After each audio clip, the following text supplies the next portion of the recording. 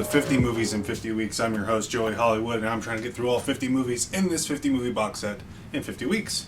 The movie I watched today was called, was called Eternal Evil from 1985. First, this was a VHS scan. I could tell just that it was a pretty decent VHS scan of it. You know, there wasn't a lot of like digital artifacts. Not the worst picture in the world. Not the best, but not the worst, especially for these box sets. And this movie is almost entirely about astral projection. It's about a guy who's he used to direct feature films, and now he's directing commercials, and he feels like his life has lost a lot of its meaning, and he's trying to get back into astral projection. Apparently he has a history with this stuff.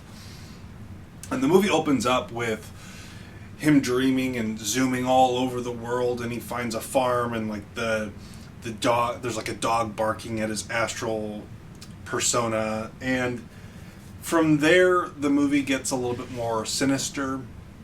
People start dying when he sees them through projection, and there's an autopsy scene where it says that their bodies look like something is trying to burst out from them. All their organs are ruptured and their ribs are broken from the inside out. And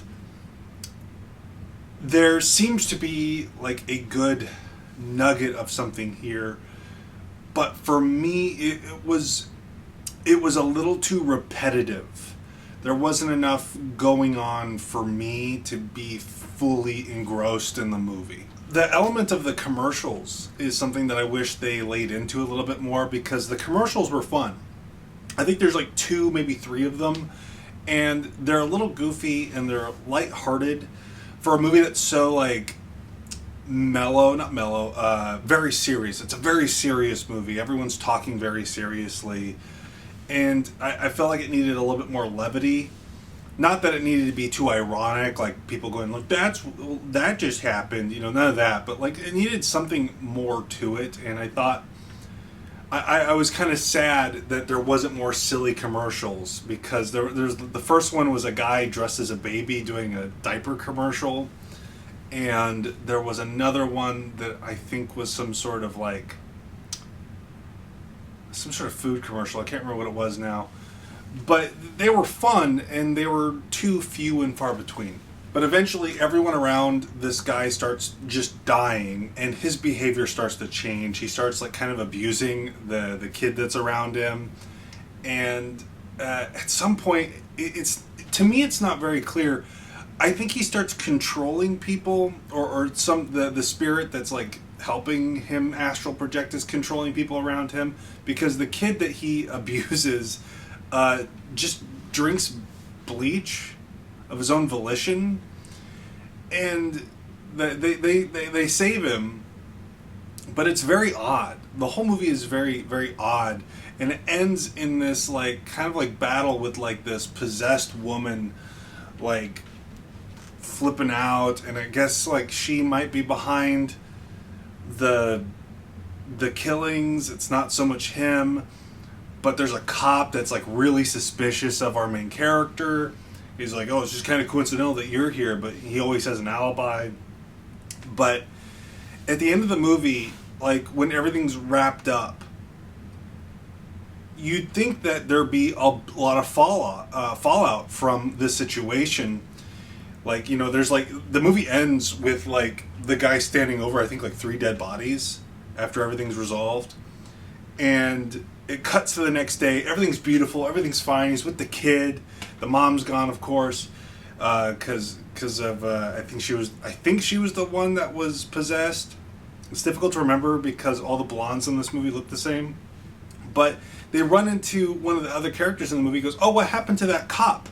The one that's been following him the whole movie. He goes, oh, he quit the force. Like everything's just resolved like super fast. And it led to just a very underwhelming ending. The interesting parts of this is the astral projection. Not enough is done with it for my taste. I feel like it needed to go bigger or more artistic. But everything just kind of just happens. I'm probably sounding very negative. It was one of the better movies on these kind of sets. It's a higher caliber of movie. It actually looks like a real movie, a decent print. It's just not a movie I'm going to remember in a year, you know? And that's a little frustrating because there is something here, you know? I feel like, I know I've said this before, but I feel like if they remade bad movies instead of good movies, we could probably have a whole new era of cinema that's memorable, because there's something, there's a nugget of something good here. It's just not done very well, in my opinion. And honestly, if it was done well, and it wasn't just my opinion, more people would probably remember this movie.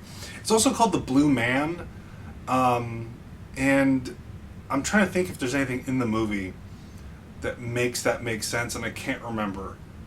I don't think they ever mentioned the Blue Man, but I wouldn't trust my memory on that one. But that's it for now. Thank you for watching. I'll see you next week. Remember, please be kind and rewind.